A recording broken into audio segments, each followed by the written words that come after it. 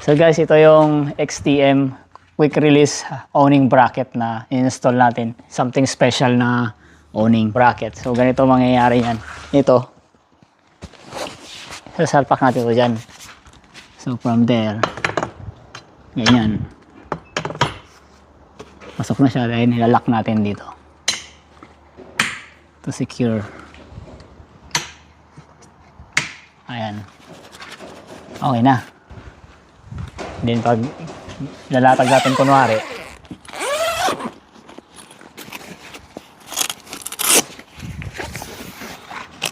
lang to ha. Kunwari na sa dagat tayo. Ganun.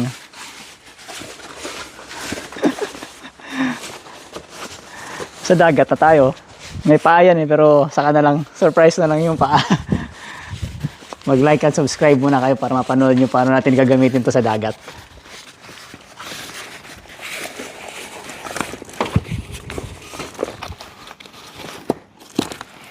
I-lock mo lang siya ito, straps. May tatlong straps to. Ayan.